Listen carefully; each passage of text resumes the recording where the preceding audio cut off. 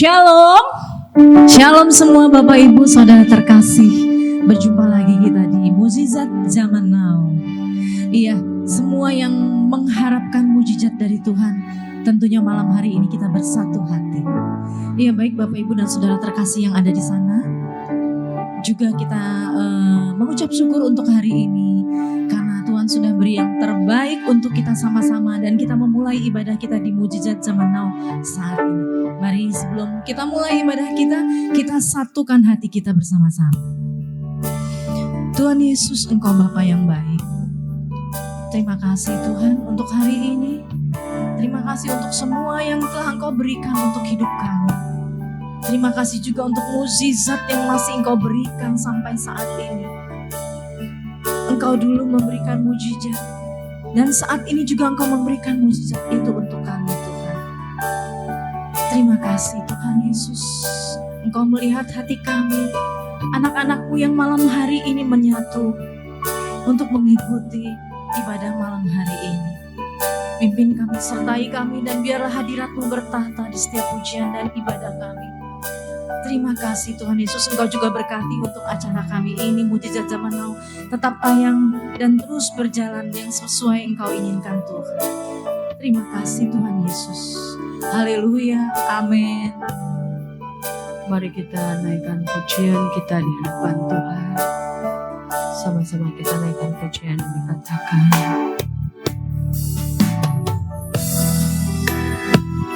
thank you Jesus, we thank you Lord.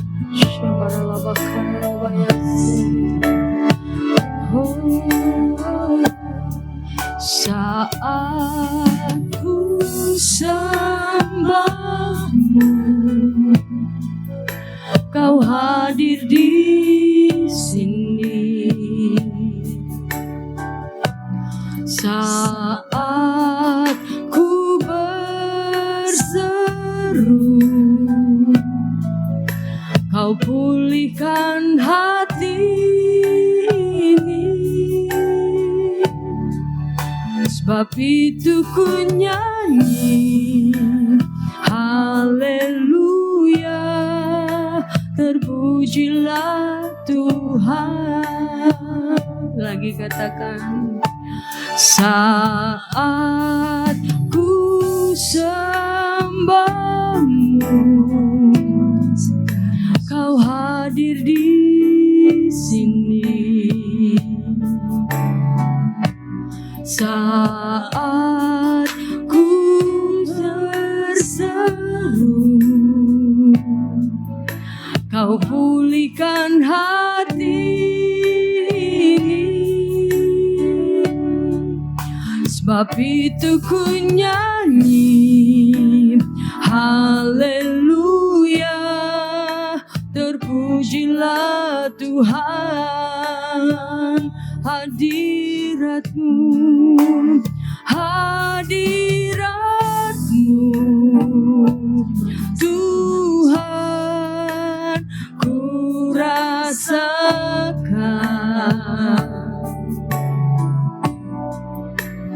Hadirat-Mu Tuhan, penuhi hatiku. Hadirat-Mu Tuhan, beriku kekuatan.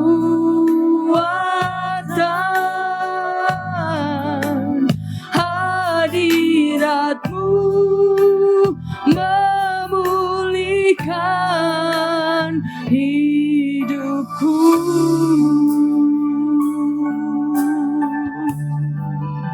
Kami mau datang menyembah-Mu lagi Tuhan. Saat ku sembah-Mu, Kau hadir di sini. Saat ku berseru, Kau pulihkan hati ini. Sebab itu ku nyanyi, bernyanyi haleluya, terpujilah Tuhan. Oh hadiratmu, hadiratmu Tuhan, ku rasakan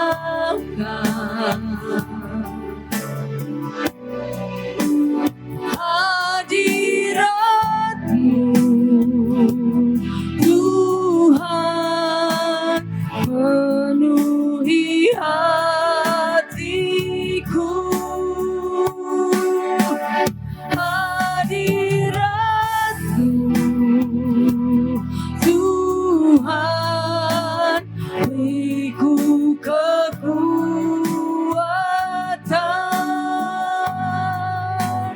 Hadiratmu memulihkan hidupku.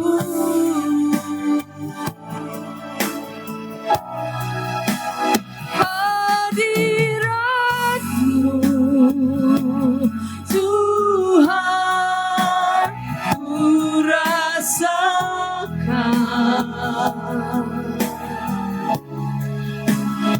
Hadiratmu Tuhan, penuhi hatiku. Yes Lord, hadiratmu Tuhan, beriku kekuatan.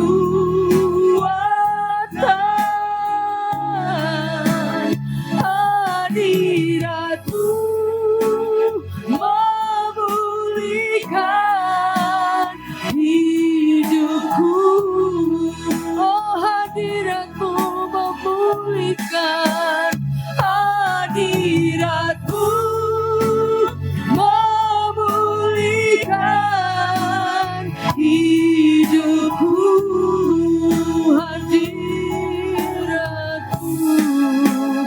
Hadiratmu memulihkan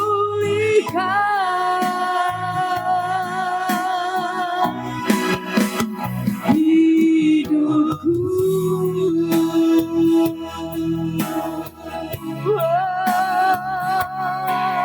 Hadiratmu Tuhan, yang kami rindukan. Oh, ya Rabbah ya Syama, haleluya.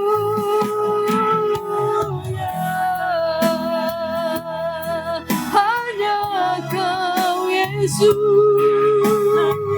yang kami sembah, yang kami tinggikan.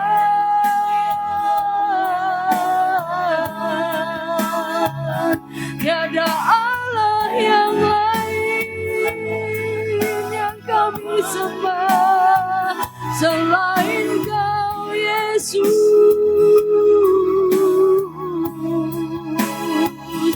Oh haleluya, ya Rabbah ya Syama.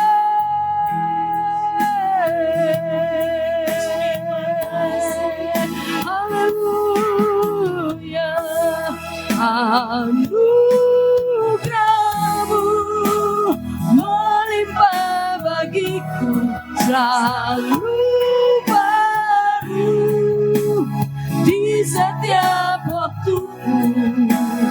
Kebenaran-Mu dan perkenananmu mengikutiku.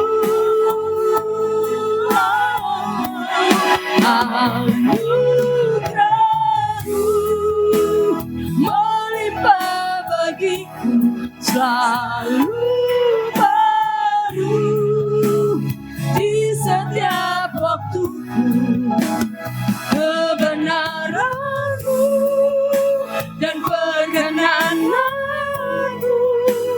mengikuti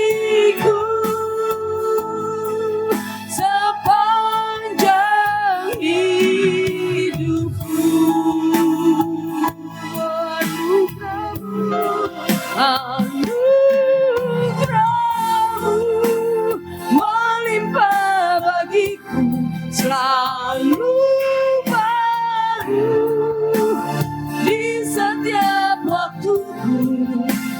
Kebenaran-Mu dan perkenananmu mengikutiku. Anugerah-Mu melimpah bagiku, selalu baru di setiap waktuku. Kebenaran-Mu dan perkenananmu mengikutiku sepanjang hidupku. Kebenaran-Mu dan perkenananmu mengikutiku sepanjang hidupku. Kebenaran-Mu dan perkenananmu mengikutiku sepanjang hidupku.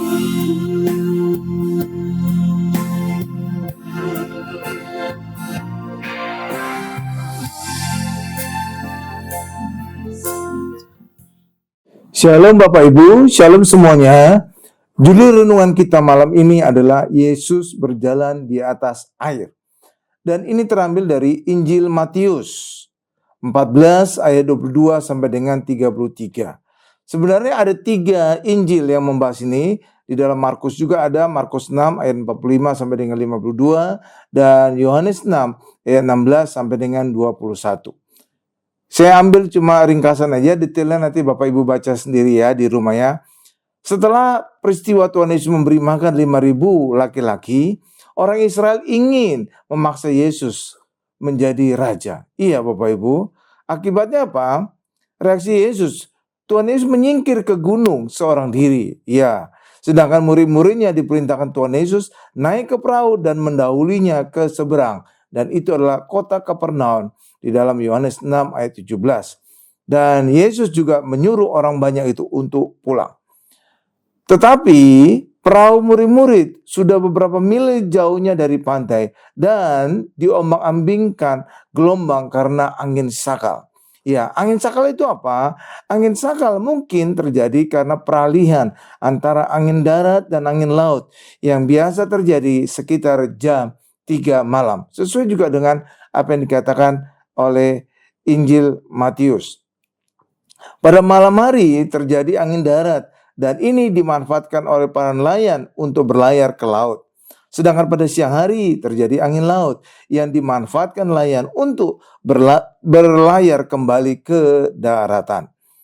Jam 3 malam terjadi transisi peralihan antara malam dan siang sehingga terjadi perputaran angin darat dan angin laut. Nah, Tuhan Yesus berjalan di atas air. Kira-kira jam 3 malam datanglah Yesus kepada mereka, murid-murid berjalan di atas air. Ya, kenapa berjalan di atas air? Udah gak ada perahu lagi. Ya lalu bagaimana? Ilah itu, Yesus berjalan di atas air. Ketika murid-muridnya melihat dia berjalan di atas air, mereka terkejut dan berseru, "Itu hantu!" Lalu berteriak-teriak karena takut. Jadi murid-murid juga ketakutan Bapak Ibu. Dan ini penghiburan bagi kita. Karena ternyata murid-muridnya juga gak terlalu hebat-hebat banget ya. Dan ini memberikan kita kesempatan bahwa kita juga kadang-kadang gak terlalu hebat-hebat banget. Sehingga kita tetap layak menjadi murid Yesus. Kita lanjutkan lagi. Matius 14 ayat 7. Tetapi segera Yesus berkata kepada mereka, "Tenanglah, aku ini, jangan takut." Ya. Melihat murid-murid dalam kesulitan karena perahu mereka diombang-ambingkan gelombang, Yesus datang menolong dengan berjalan di atas air. Ya, tapi sayang, murid-murid malah berteriak ketakutan karena berpikiran Tuhan Yesus adalah hantu. Tapi Tuhan Yesus menenangkan murid-murid dengan berkata, "Tenanglah, aku ini, jangan takut." Jadi Tuhan Yesus itu berjalan di atas air bukan pamer Bapak Ibu, tapi justru untuk menolong murid-murid. Tapi nyatanya murid-murid justru malah menjadi ketakutan karena melihat Yesus berjalan di atas air. Lucu juga ini. Petrus berjalan di atas air. Matius 14 ayat 28 dikatakan, lalu Petrus berseru dan menjawab dia, Tuhan, apabila engkau itu, suruhlah aku datang kepadamu, berjalan di atas air.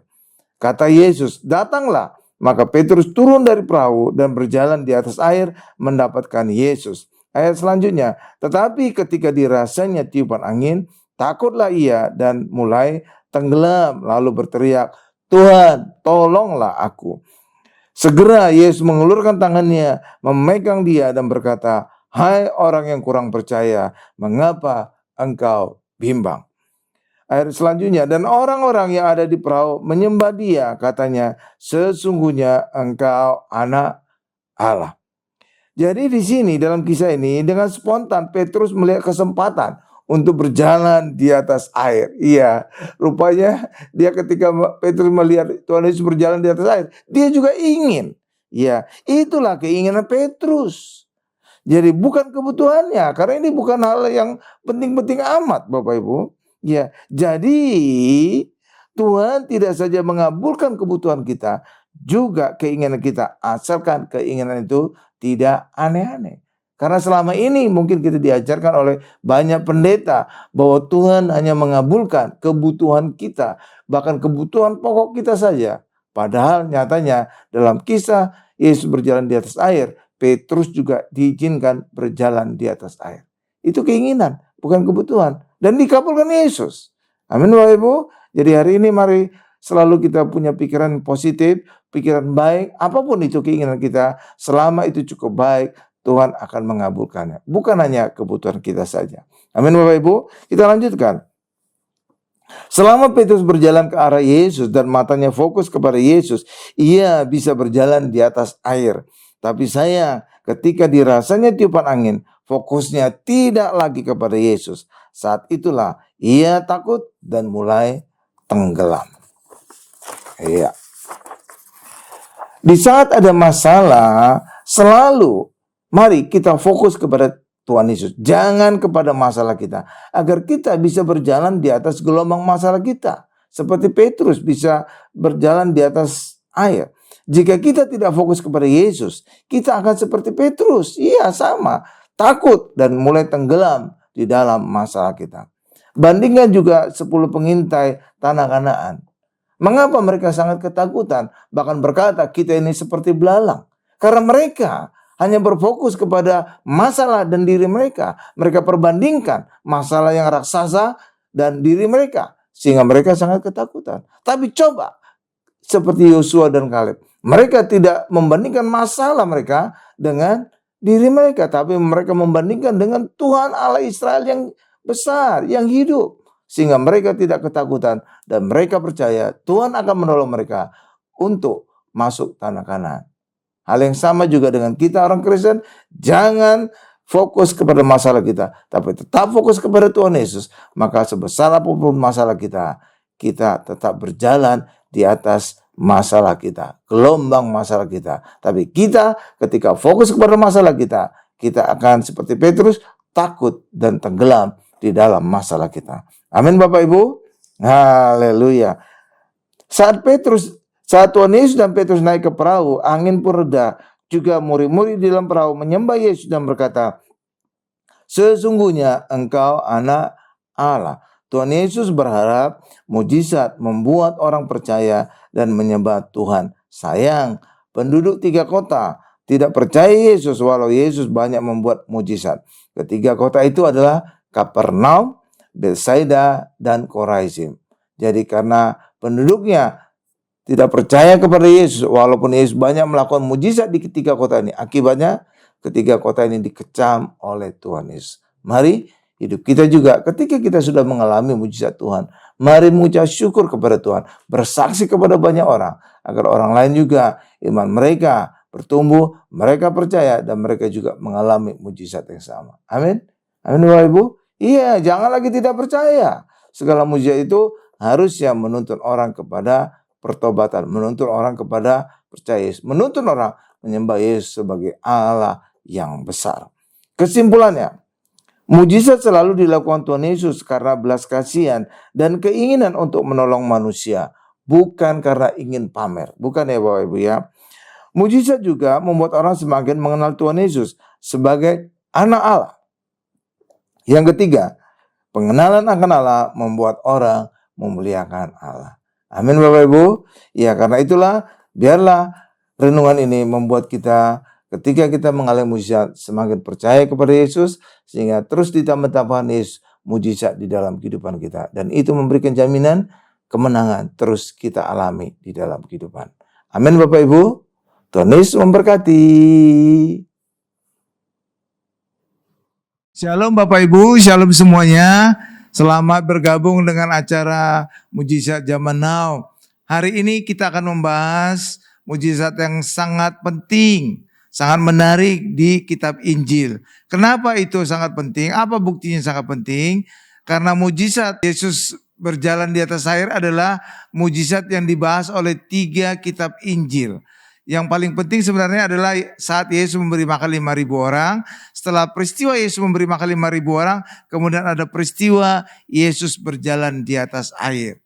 Nah, ini menarik sekali sebenarnya Bapak Ibu. Banyak singkapan, banyak maknanya. Nah, kita akan menanyakan kepada Ibu Flora Anggreni apa kira-kira makna teologinya atau makna rohaninya.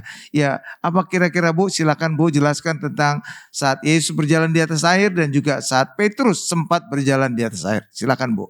Sebelum saya menjelaskan makna teologis, kita melihat latar belakang terlebih dahulu bahwa lokasi daripada Yesus berjalan di atas air ini adalah di Danau Galilea. Iya, Nah, betul. kan di Danau Galilea ini mendapatkan penyebutan ada 4 hal, Ya. yaitu ada Danau Genesaret, juga Danau Kineret, dan juga bisa disebut juga Danau Tiberias. Iya, betul. Nah, danau ini adalah danau air tawar. Iya. Danau air tawar itu banyak ada sumber kehidupan di sana, ada biota lautnya, yaitu ikan-ikan di sana. Ini untuk menarik satu bahwa ada kepentingan di dalamnya, yaitu Yesus berjalan di atas air air tawar, Ya. bukan di atas air yang mengandung garam, Iya. bukan di laut mati ya.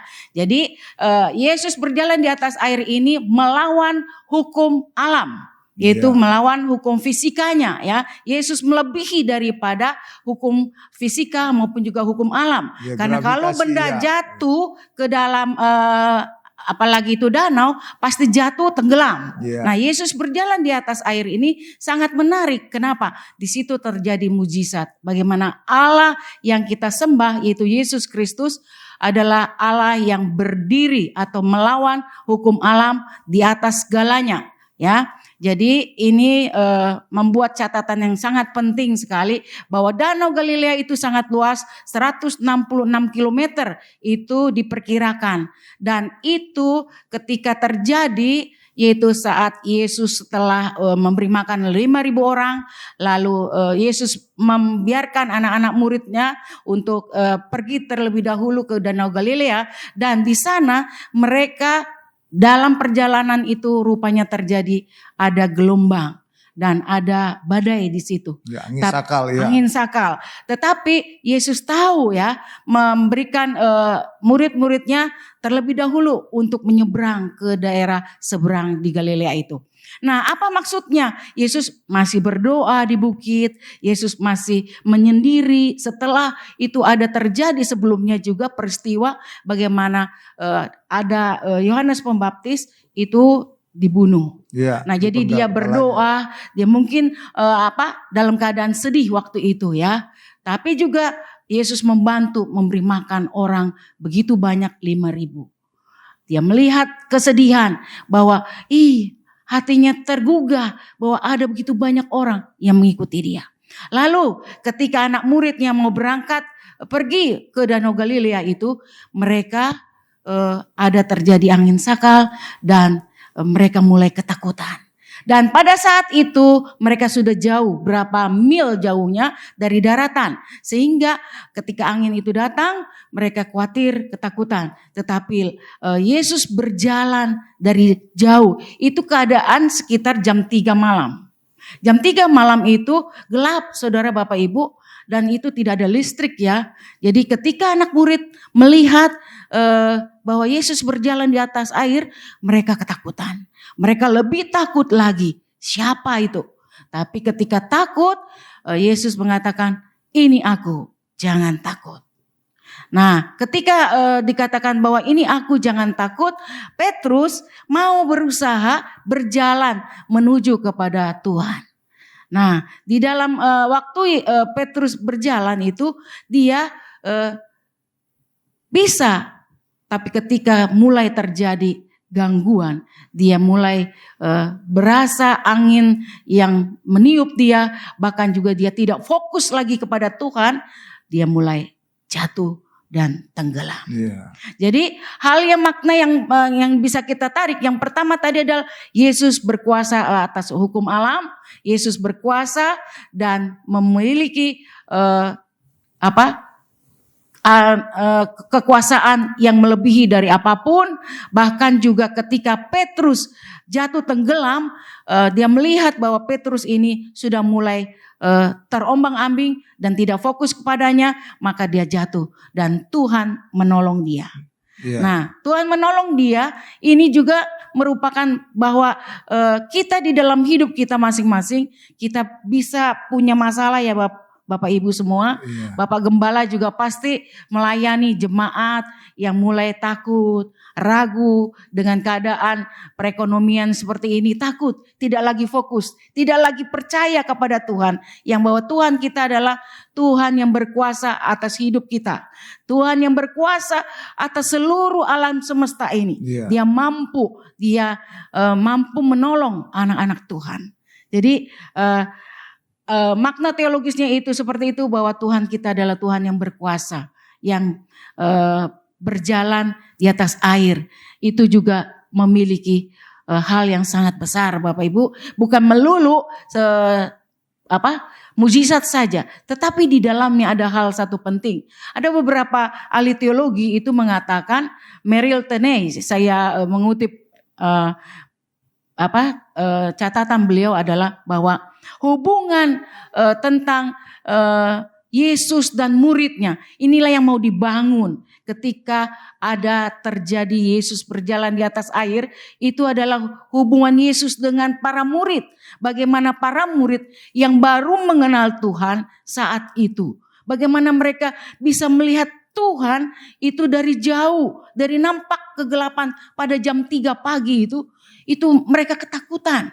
Jadi itulah yang mau dibangun. Bagaimana ketika Yesus membiarkan Petrus berjalan itu dalam ketakutannya, waktu dia berhasil jalan sementara itu, dia masih fokus kepada Tuhan. Tapi ketika dia sudah mulai ragu, ketika dia sudah mulai takut, merasakan angin badai itu, dia jatuh.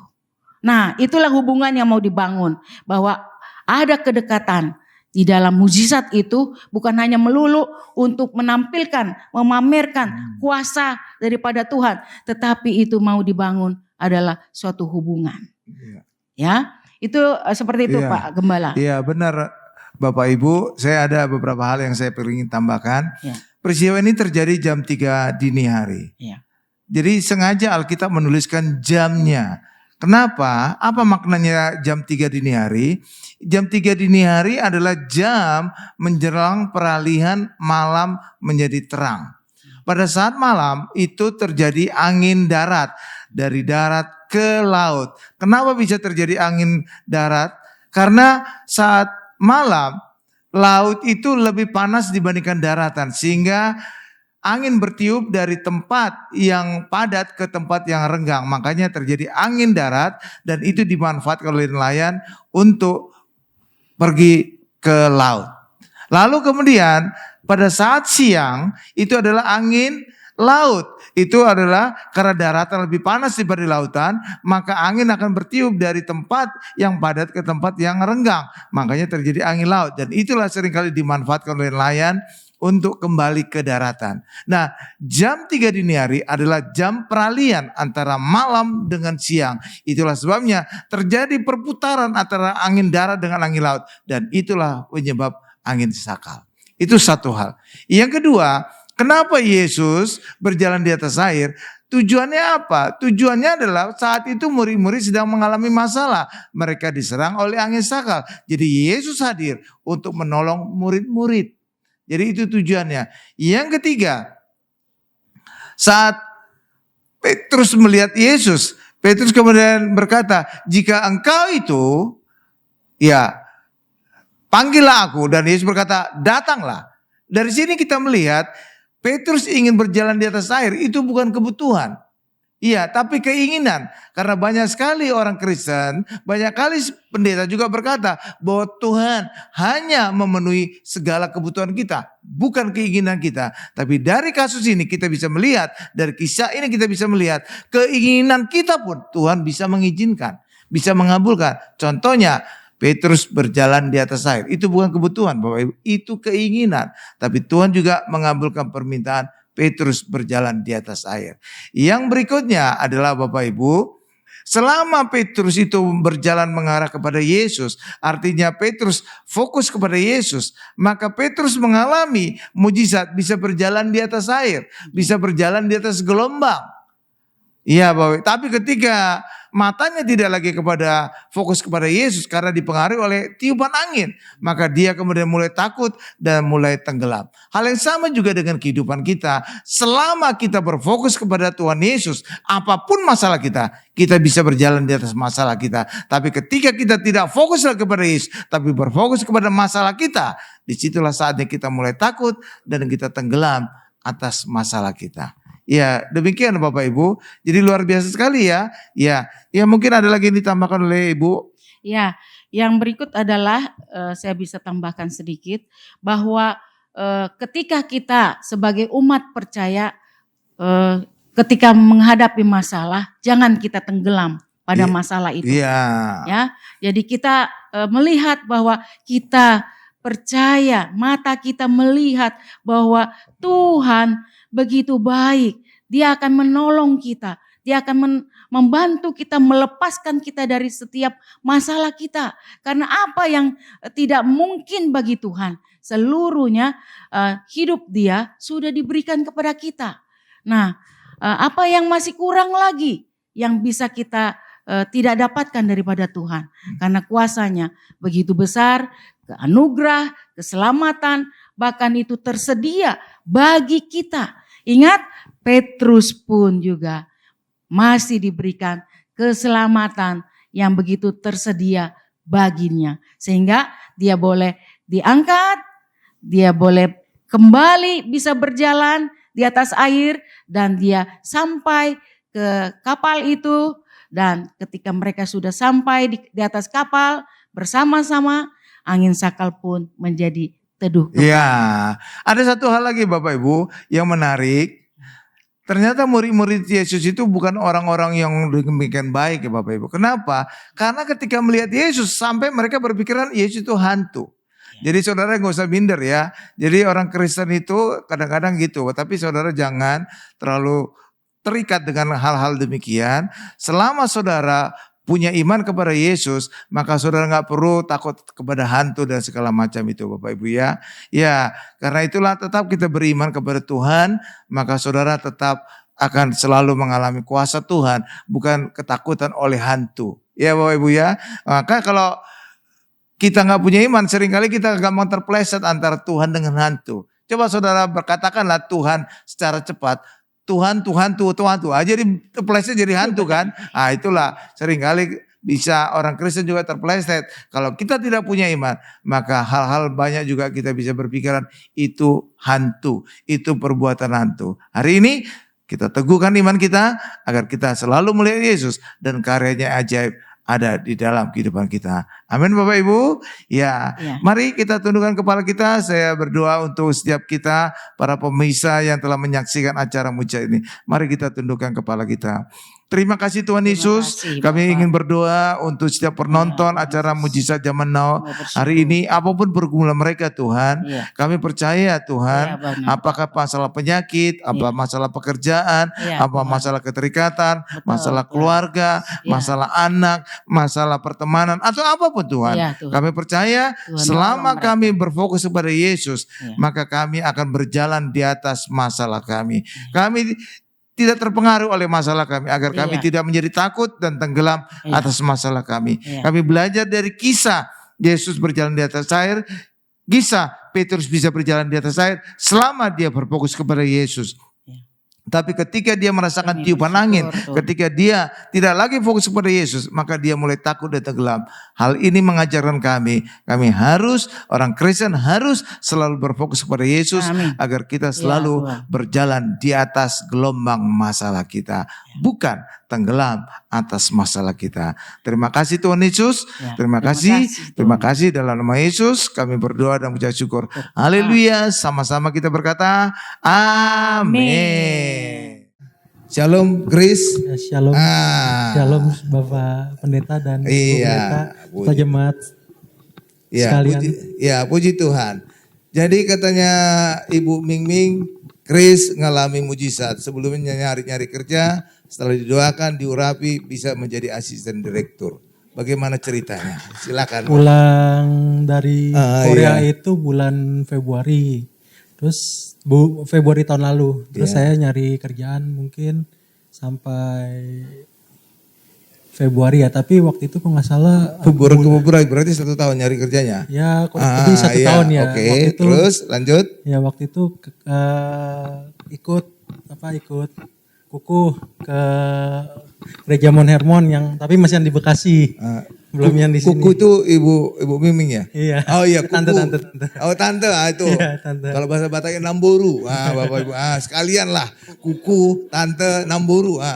Mantap gitu. Terus ya langsung, Ya, Chris. Ya mungkin 2 atau 3 kali ikut ibadah, terus didoain sama Pak Pendeta. Ya. Puji Tuhan waktu itu. Dan diurapi dengan minyak urapan. Ya diurapi. itu. Puji Tuhan waktu itu diterima. Pertama-tama itu jadi bagian finance. Finance. Terus ya 3 bulan atau 4 bulan kemudian ya puji Tuhan dipercayakan jadi asisten direktur. Wah, lihat Bapak luar biasa ya, nggak main-main. Staff, bukan manajer, langsung loncatannya ginkang gitu loh Bapak. Ya amin Bapak Ibu. Ya terus gimana? Apa sekarang pergumulannya Chris? Apa kerinduannya Chris? Ya, Udah menikah belum? belum. Di sini banyak calon jodoh. Di sini jodoh-jodoh. Ada jomblo-jomblo keren di sini. Oh, nyicil rumah. Ya, puji Tuhan. Saudara, percaya ya. Ya, nyicil rumah itu perlu. Karena apa? Demi masa depan. Kita percaya juga Chris diberkati posisi asisten direktur. Dia juga pasti mampu menyicil rumahnya. Amin Bapak Ibu. Ya, saya doakan Chris agar selalu sukses. Dapat jodoh juga. Sudah nyicil rumah. Maka rumah juga nanti akan siap dihuni berpasangan. Ya, saya doakan Chris dalam nama Bapa, Anak, Roh Kudus, dalam Tuhan Yesus. Dengan minyak urapan ini kami urapi Chris mulia. Dia sudah mencapai jabatan asisten direktur. Bahkan dia bisa naik kembali lebih tinggi lagi menjadi direktur. Bahkan direktur utama juga dia bisa raih. Demikian juga Tuhan, dia sedang menyicil rumahnya. Maka rumahnya juga dia bisa bayar dengan lunas kelak Tuhan. Dan bukan hanya beli rumah, bahkan juga dia bisa menghuni rumahnya dengan pasangannya. Terima kasih Tuhan Yesus, dalam nama Yesus kami berdoa. Berkati juga Pendeta Miming, tantenya Tuhan, agar dalam pelayanan juga semakin heran dan dahsyat. Dalam nama Yesus kami juga berdoa untuk Lisa, tantenya Chris juga, agar juga Lisa juga semakin sehat, semakin bisa luar biasa. Dalam nama Yesus kami berdoa dan mengucap syukur. Haleluya. Amin. Terima kasih Chris. Baik Bapak Ibu Saudara terkasih, ibadah kita sudah selesai pada malam hari ini dan kita akan kembali lagi menyatukan hati kita sama-sama yang rindu menantikan mujizat Tuhan. Tapi Tuhan berjanji, Tuhan selalu memberikan mujizat yang terbaik untuk kita. Dulu, sekarang, dan sampai selamanya. Baik Bapak Ibu, Malam hari ini yang mengalami sakit akan disembuhkan Tuhan. Percaya, Tuhan Yesus pasti akan menyembuhkan dengan mujizatnya. Apapun pergumulan kita hari ini, Tuhan pasti akan sembuhkan, pulihkan, dan kita akan dimenangkan. Baik, kita akhiri ibadah kita malam hari ini, dan jangan lupa kita kembali lagi dengan Mujizat Zaman Now di hari Selasa, Kamis, dan Sabtu. Tuhan Yesus memberkati. Sama-sama kita naikkan pujian ini, katakan. El Shaddai, El Shaddai, Allah Maha Kuasa. Dia besar, Dia besar, El Shaddai mulia. El Shaddai, El Shaddai, Allah Maha Kuasa. Berkatnya, berkatnya